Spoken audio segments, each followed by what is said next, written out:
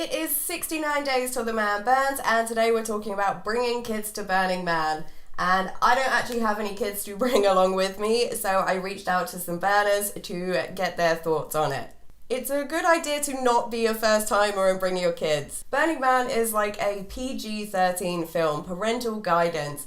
You should watch that film before you decide it's appropriate for your children to watch. You know, there's a lot of things that go on at Burning Man that you might just feel aren't really appropriate for your children to see. You know, there's nudity and drinking and partying, like all kinds of things that you might just feel like you don't really want your children to see that or be around that kind of stuff. So it's a really good idea to go and check it out for yourself first and, you know, kind of like a recon mission, see if you think it's okay and you're going to be comfortable and happy with your kids being there. It's also a great opportunity to get valuable information about like Burning Man survival. You'll figure out all of those things that you wish you'd brought along with you that would make things a bit more comfortable, all of the things that you bought that you just really didn't need to bring. And on top of that, you're going to be able to find, you know, what kind of things are there for kids to do there, what camps are available, what activities are available. And while you're there, you can look out for other people that have brought children with them that are the same kind of age as yours and speak to them, find out, you know, the pros, the cons, any tips or advice that they have. So before you decide to bring your kids to Burning Man, it's important to think about how they'll actually cope with Burning Man. Because all kids are different. You might have kids that really hate being dirty or get really overwhelmed in like busy, crowded environments. And while those aren't things that would necessarily completely stop you from bringing your kids, it's something that would definitely impact your trip to Burning Man. You know, it's the kind of environment where it is difficult to keep your child clean all the time, and if it's something that stresses them out, then your kid might just end up being quite stressed out a lot of the time by it. If they find like crowds and busy, hectic places and loud noises and lights and fire, if all of that is going to be really overwhelming for them, then it's going to limit what you're going to be doing while you're at Burning Man. You know, burn night might be something that's just off the cards. Plus, when you bring kids, your burn isn't all about you, it is about the kids. They're very much going to be steering the ship because kids have routines like, you know, lunch times and sleeping times and nap times. You're not going to be able to just go off and do whatever you want to do whenever you want to do it. It's going to be very dominated by the children and what the children are going to enjoy and whether they need a nap or their wants and needs. So before you set your mind on bringing your kids, you know, think about whether it's really the right kind of environment for them, whether they would really enjoy it, and whether that's the kind of experience you want to have as well. Age-wise, a lot of people say that under 3 is just, it's too young. They're too young to really enjoy what is going on. There's not that much stuff that they can do when they're under 3. So you're just kind of bringing your toddler or baby to a hot, dusty, uncomfortable environment without them being able to enjoy that much that's going on around them, which can just make them a bit miserable and grumpy, and they're not really going to enjoy it, which in turn is probably going to mean that you're not going to enjoy it so much. There's also the health considerations. You know, the dust is very harsh, even on adult skin.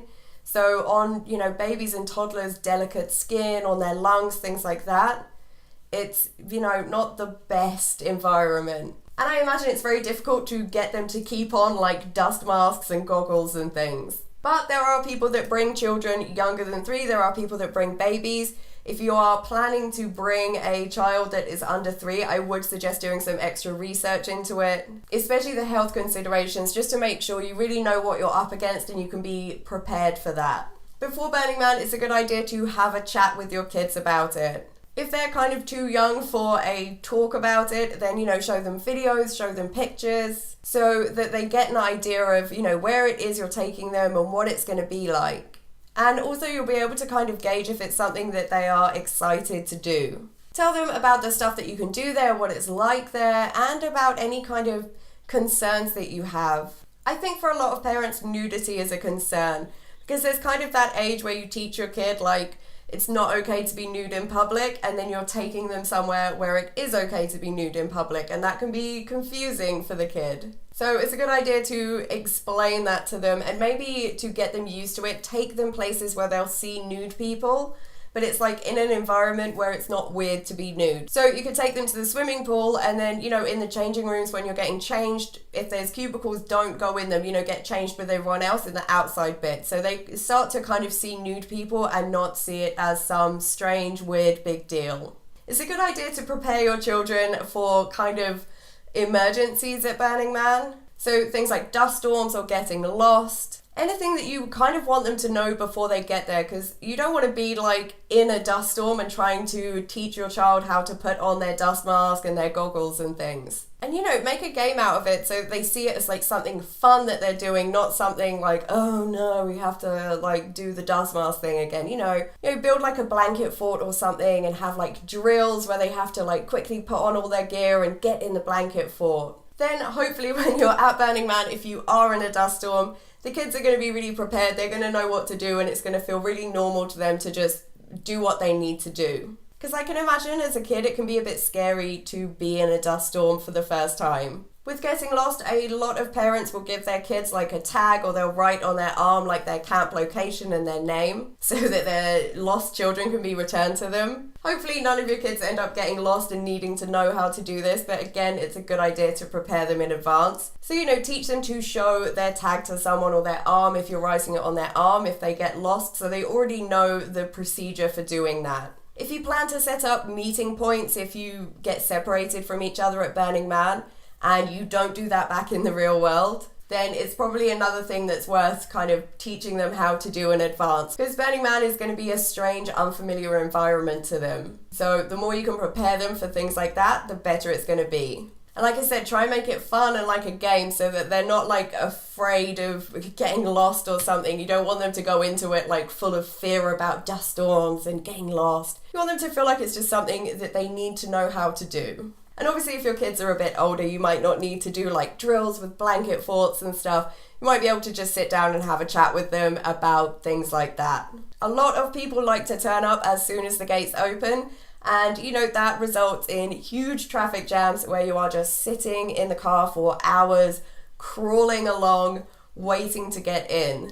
And, you know, with kids, they're going to be in a hot, sweaty car. They're probably going to be a bit miserable and bored and just wanting to get in there. If you come, you know, the next day or the day after, the traffic isn't going to be horrendous like that. You'll be able to get in much quicker. And also once you're in, there's not going to be so much setup going on around you. When people are setting up, there's often a lot of stuff laying around that you wouldn't want your kids to get their hands on, like rebar and hammers and who knows what else. And of course, you're trying to set up your camp as well, which makes it a bit harder to keep an eye on your kids around all this dangerous stuff. If you come, you know, the next day or the day after, most of the camps are going to be set up. There's not going to be that much dangerous stuff lying around. The people around you aren't all going to be distracted by trying to build their own stuff, and so they're probably going to be able to, you know, keep half an eye on your kids as well while you're setting up your stuff. And you'll be setting up when your kids aren't super grouchy from sitting in the car in a traffic jam for 6 hours. If you're coming with a partner or, you know, someone that's going to take on some responsibility for the children, then you'll want to discuss how exactly that's going to work. You know, how much free time are you both going to have? Is one of you going to be taking on the majority of the parenting duties? Because often if in the real world one of you is kind of the one that does most of the parenting, then you might find that your partner kind of just expects that to happen at Burning Man. Like, well, you look after them all day at home. So you're going to look after them all day here, right? While I go off and have fun. Whereas you might be like, no, we're doing this thing together, or we're splitting duties, or, you know, however you want to do it. Have a chat about it beforehand so that you are both on the same page when you get there. Burning Man can already be a pretty tough environment on relationships. And, you know, with kids, that can kind of amplify that. So you don't want to end up getting there and, you know, resenting each other or having all this tension between you because you didn't discuss how it was going to work beforehand, and now you both have these expectations of what's going to happen and they don't match with each other. Kids tire out a bit quicker than adults, so you're going to want to let the kids set the pace. Because when kids get tired, they get cranky and grumpy and stressed out, and it's probably not going to be much fun if you are just dragging around really cranky children with you. The best times for adventures with kids are in the mornings or the afternoons. That patch in the middle of the day when the sun is absolutely blasting, that is kind of not the best time to be out there with your kids. That's a good time for naps for everyone. Or for just hanging out at camp and having a bit of downtime. If your kids are quite small, it's a good idea to have some kind of trailer or something for the back of your bike with a shade on it, so that the kids can sit in the trailer and you can cycle them around. Because your kids might get tired just from cycling around or walking and stuff. So having a trailer you can just stick them in and cycle them around means they'll last a bit longer. And you can also chuck some things in the trailer to entertain them, some snacks, some colouring books, whatever it is that your kids enjoy. But make sure it's got some kind of shade, because they're probably not going to enjoy it too much if they're just sitting in a trailer roasting in the sun. But it's a good idea to let them set the pace. If they need a nap, let them take a nap. If they need some downtime, have some downtime. If they look like they just need a day chilling in the camp, not doing all that much, then that's probably a good idea too. If you're camping with friends, especially if any of those friends are bringing along kids, then you might be lucky and have someone that doesn't mind keeping an eye on your kid occasionally in exchange for you keeping an eye on theirs. Nighttime is a great time for that, when the kids are asleep and, there's kind of not that much you need to do to look after them. Someone just needs to be there to, make sure they stay asleep and everything's okay. So that's a great time to babysit each other's kids and just have that bit of free time. But it is something that's worth discussing beforehand, just seeing, if that's something that they would be happy with doing. If there's no one in your camp that's bringing kids, maybe asking if anyone would mind just watching your kids for a few hours or maybe one evening so you guys can go out. You don't need specifics okay, on Wednesday at 8 p.m. I will watch your children for 6 hours. It's just nice to know beforehand if there is that possibility that you will get some free time, especially if you're going with your partner and you're kind of just having that free time without each other. Then, you probably don't want to go the whole burn without getting to actually have some kind of adventure with your partner. But obviously make sure whoever's going to be doing that babysitting is someone that you trust with your kids and someone that your children are comfortable with. It can be tricky to look after kids at Burning Man, so you kind of want to make sure that it's someone is going to be able to keep an eye on your kids. And if your kids already have some kind of rapport with that person, they already know them and are comfortable with them, it's going to be much easier for them to keep an eye on them and kind of keep them under control. But if you're camping with a ton of people that don't have kids, it might be difficult to get people to babysit. They may not want to give up, much of the time at Burning Man to look after someone's kids. You will want to have some kind of backup just in case things do go pear-shaped. Maybe you get sick, maybe you get a migraine, something like that. Something that just renders you incapable of being able to look after your children properly. Make sure that there is someone in your camp that can kind of be your backup if you really just need someone to take the kids off your hands for, a few hours or a day while you recover from whatever the problem is. If your campmates don't already know that you're bringing kids, you might want to give them a heads up, because it can dramatically alter the experience for everybody in your camp. And you'll want to discuss rules with them. So, excessive drinking or loud parties at night when the children are trying to sleep, or drug use or nudity or sexually suggestive behavior, swearing, conversations that maybe you wouldn't want your kids to hear. All of that kind of stuff you're going to want to work out with your campmates before you get to Burning Man, because some of them might not want to have these rules and restrictions placed on their camp while they're at Burning Man. And, trying to force this new set of rules, it might just end up causing tension and bad feeling in the camp. So if that's the case, you might end up needing to camp separately from them or kind of camp nearby so that they're still free to do whatever they want to do in camp, but you can still hang out with them, some of the time. If your campmates haven't met your kids already, you might want to arrange some kind of meeting. Kids do tend to warm up to people quite quickly. But Burning Man is already quite an overwhelming environment. They're probably in sensory overload, and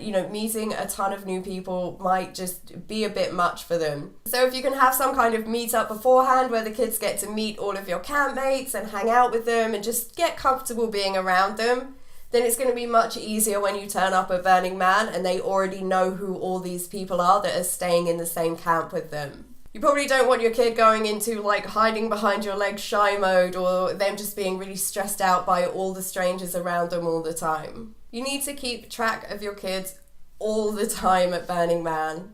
Almost all of the kids that get reported lost at Burning Man turn out to be really close to, the point they were at when they got lost. It's just, the parents were distracted for a second and the kid just went to go and see something and didn't tell their parents. And when the parents look back down, they realize, their kid's not there all of a sudden. Where are they? And, it's such a busy environment. It's easy to get lost like 2 foot away from someone. So ideally, you want to teach your kids to always tell you if they are going to go somewhere away from you, even if it's like just over there, like just 10 meters away or something. You still want them to be in that habit of telling you. Kids are curious. There's a million things for them to see and do at Burning Man. It's not surprising that, things catch their eye and they're like, oh, I'm just going to walk over there and go and take a look at that thing for a second, and then realize that they've got lost. So if you teach them before they get to Burning Man, hopefully by the time you get there, it's just going to be second nature for them to do that. You can register your kids when you get to Burning Man with the rangers, and you really should do that. You can do it at Center Camp, I think.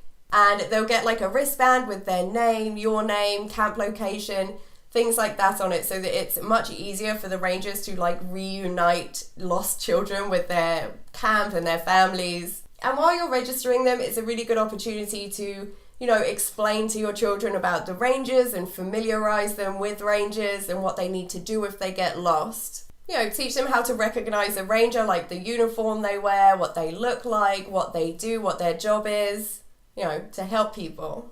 And that way, if your kids do get separated from you, then, they're going to know another thing that they can do to, fix the problem. Neighbours at Burning Man are like your own mini community. You look out for each other's camps, you look out for each other. So you want to meet the neighbours, and you want to have your kids meet the neighbours. You kind of want your neighbours to be able to recognise your kids. Because then if for whatever reason your kid does make a great escape out of your camp, maybe your neighbours are going to recognise them and step in and be like, hey buddy, where are you going? Or if not, maybe they're just going to be able to be like, oh yeah, I saw your kid running off in that direction. Also, if your kid does get lost, they're probably going to be the first people that you turn to and be like, my kid is lost, will you help me look for them? So it's going to be really helpful if they actually know what your kid looks like. It's probably a good idea to bring a picture of your kids as well, so that you can be like, this is what my kids look like, except dirtier, in case they do get lost. You'll want to have some camp rules. Even if you want your kids to, just be free and go crazy and express themselves,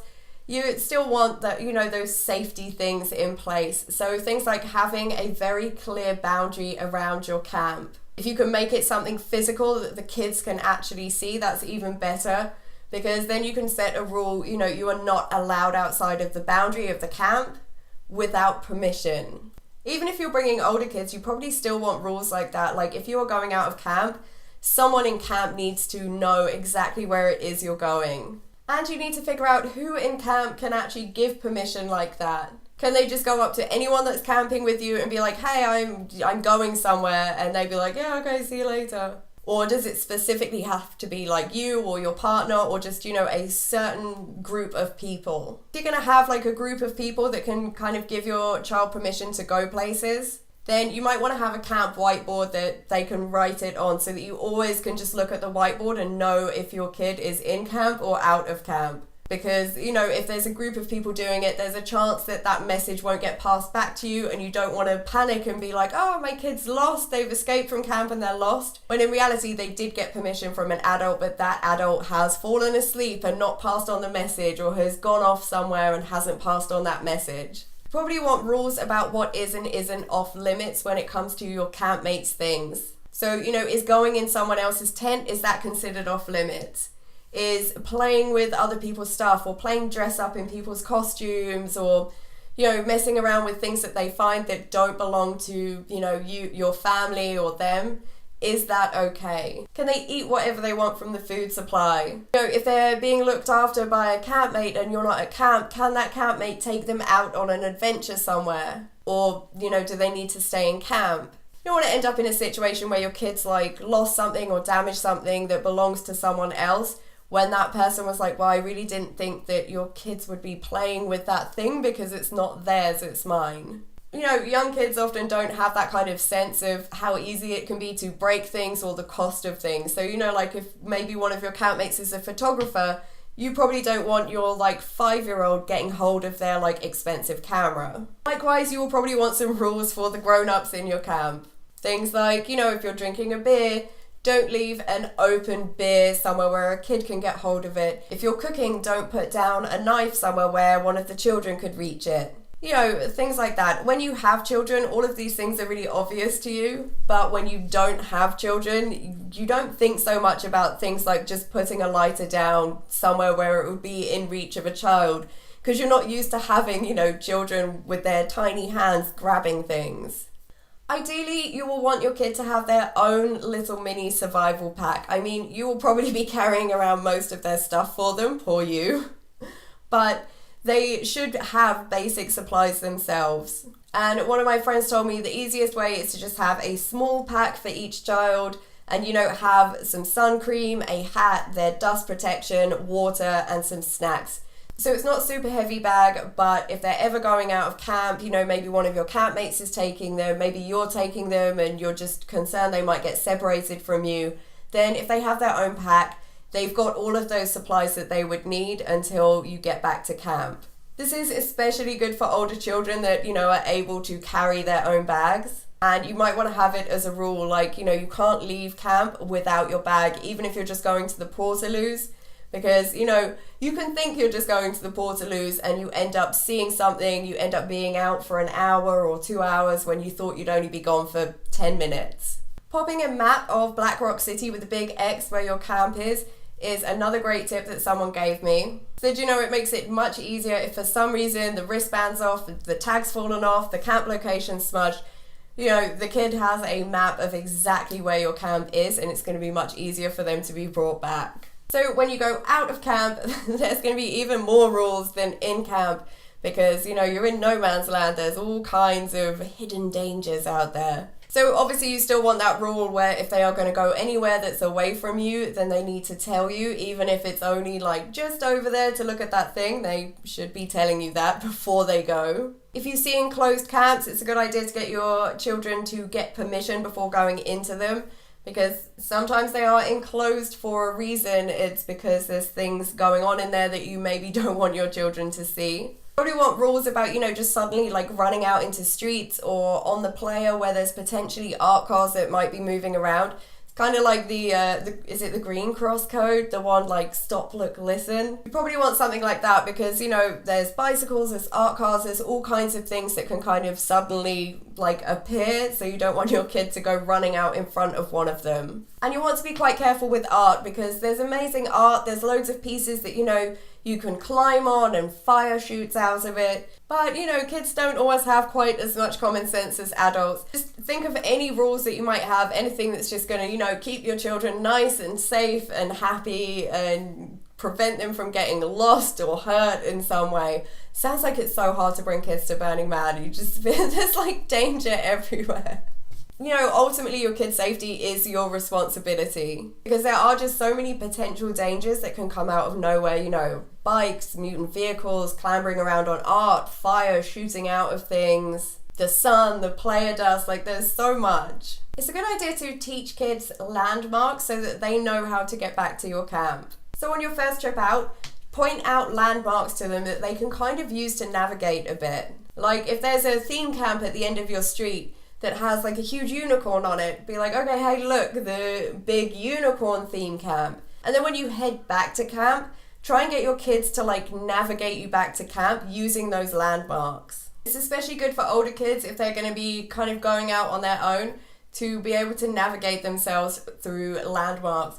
Because things like street signs, sometimes people move them around or steal them. I wish they wouldn't do that.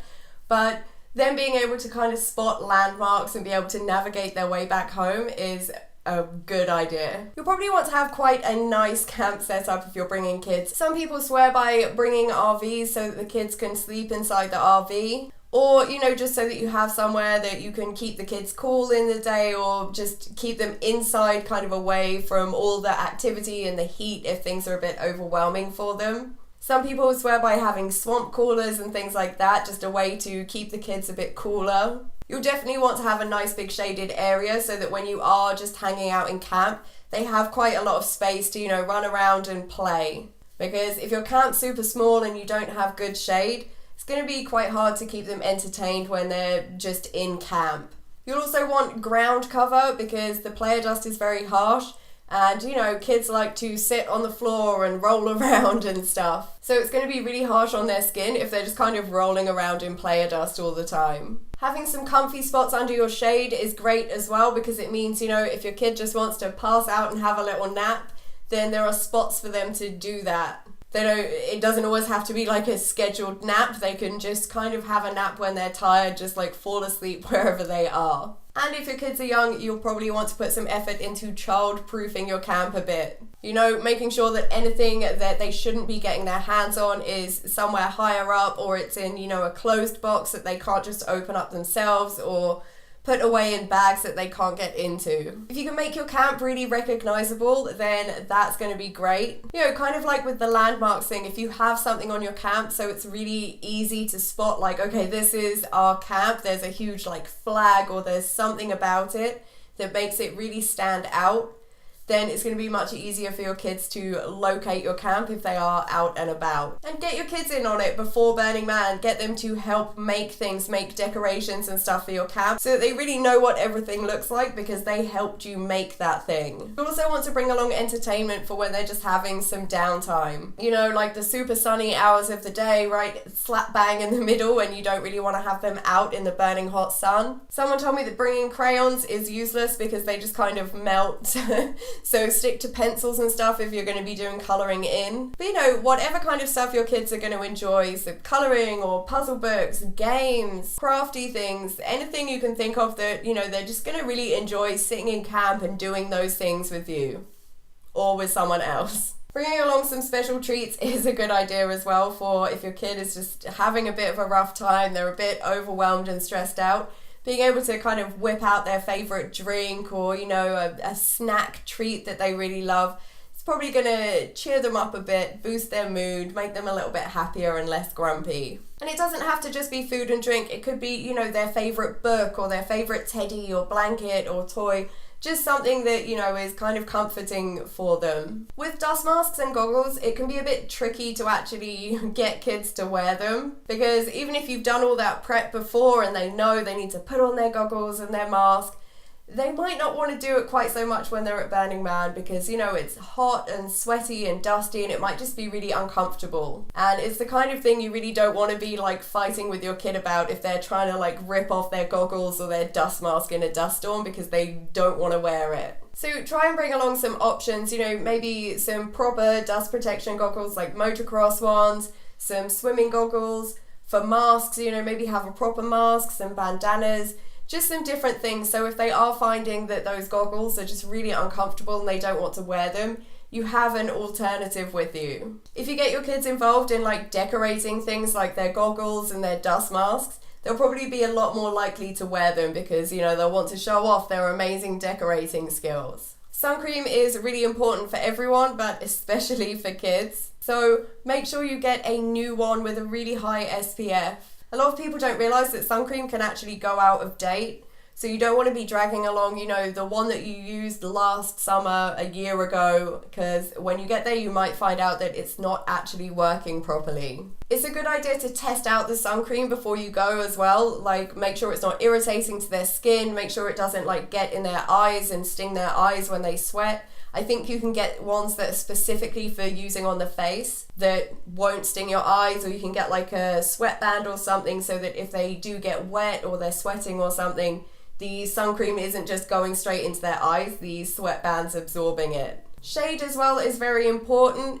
If you're going to have them in a trailer or something, you want a shade over the top preferably. Probably want some wide-brimmed hats if your kids are young, you know, ones that have straps that they preferably can't undo themselves, because some kids just don't like hats. And the same, you know, with like sunglasses, things like that. If you're bringing a really young child and you're putting them in one of those baby carrier backpack things, make sure that's got shade as well. And with clothes, you'll want lots of stuff that is very light but covers quite a lot of skin. So, you know, a light fabric, loose fitting, light colours, things like that. Things that aren't going to be irritating for them to wear and aren't going to make them like feel too hot and overheat, but it's just going to protect their skin a bit from the sun. Even though it's very difficult to stay clean at Burning Man, you will want to keep your kids a bit clean. The dust is alkaline, so it's very, very harsh on skin. So you'll probably be wanting to give your kids a little wipe down every now and then just to get some of that harsh dust off of them. Because it can be really drying. It can be so drying on your skin that like your skin will start to crack and it can be quite painful. So most grown-ups use a vinegar water mix of like 1 part vinegar to 3 or 4 parts water.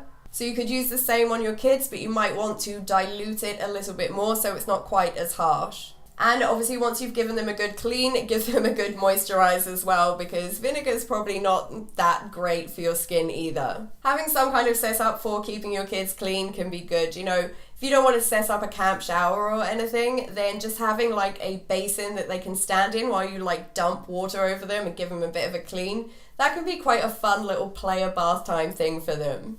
Another thing that you probably want to bring along is some noise protection. Having some earplugs so that your kids can get a good night's sleep is going to be great. And maybe some kind of like ear protection headphones so that if you do end up going somewhere where it's very loud, the kids are still going to be able to like be there without their hearing getting damaged or without their ears hurting. Whatever kind of noise protection you go for, make sure you test it out at home so your kids are like used to it. Because it can be a bit strange wearing earplugs for the first time, so I imagine for children it can be like extra strange. There are some kiddie theme camps as well, like Kidsville. I think that's actually a village, not a theme camp, but there's like places that you can join that are, you know, kid-centric, so Kidsville is one of them. So if you want to join a camp like that where, you know, you're going to be with lots of other parents with kids, there's going to be loads of things for your kids to do, loads of other kids for them to play with, you know, it could be worth looking into that. And even if you decide not to join a theme camp or a village like that,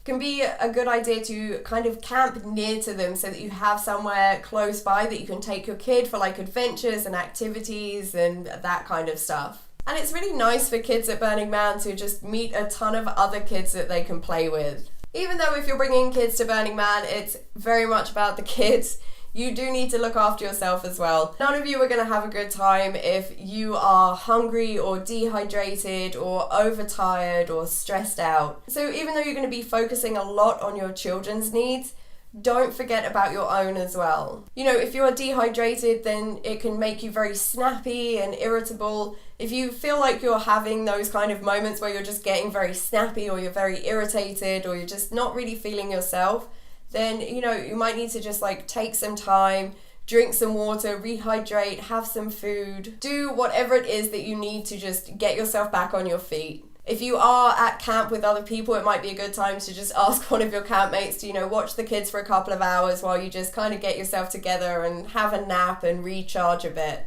And even though for you it may seem like it's all about your kids, for everyone else it's not. You know, Burning Man is a very child-friendly place, but other burners may not always be completely considerate of children being around. They might not want to change what they're doing or how they're having their burn just because your kids are in the vicinity. And likewise, you might be in a situation where you're like, oh, I'm totally comfortable with my child being around this, but the people there are like, we're not comfortable having a child around while this is going on. You know, if you're in a camp where everyone's like heavily drinking, maybe those people don't really want to be heavily drinking around a child. So your child being there is like affecting their burn. And that doesn't necessarily mean that you can't take your kids to these places if you feel like it's okay for your kids to be around that. But if you feel like, you know, you being there with your kids is making other people feel uncomfortable, then, you know, just ask and see what people say. They might be like, no, it's totally fine, like, whatever. But if people are like, yeah, you know, we're having a theme night where everyone's getting, like, outrageously drunk and we're playing strip poker and it's kind of awkward in front of a child, then, you know, even if you're okay with your kid being around that, it might be time to just jolly on to another camp and see what's going on elsewhere. Because, you know, there's so much to see and do that it's not like that was the only thing going on that night and now you have nothing to do and you're just going to go back to camp. You know, likewise, if you end up camping next to a camp and people are being very noisy there, maybe they're playing loud music, maybe they're just being super loud and they're having a bit of a camp party, You know, it is totally up to you if you want to just kind of pop over to that camp and be like, hey, could you just like keep it down a little bit?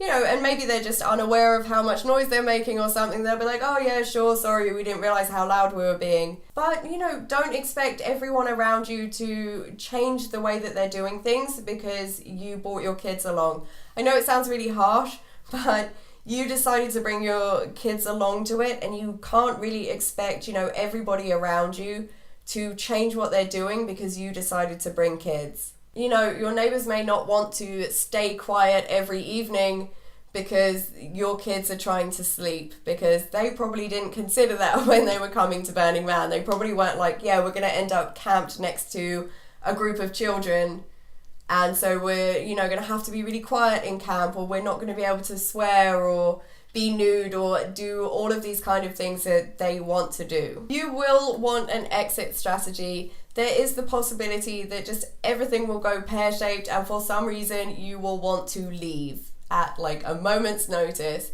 You know, maybe one of the kids gets sick, maybe you're just all really stressed out, you're all really overwhelmed by like day 4, and you're like, you know what, let's just get out of here, it is too much. There's all kinds of reasons you might want to suddenly leave. So it is a good idea to have that exit strategy in place. And the easiest one is to come in your own vehicle so that you leaving is not going to affect someone else in your camp. You know, like if you're supposed to be giving someone a lift back from Burning Man and you suddenly decide that you're leaving early, you're kind of leaving that person that thought they were getting a lift a bit stuck. And if you're coming with a partner, you probably want to discuss, you know, what's going to happen if one of you wants to leave and one of you doesn't. Or if it's the kids are just too overwhelmed and it's, you know, gone beyond them having a nap and a treat and a snack kind of making them bounce back. You're like, no, the kids need to go home.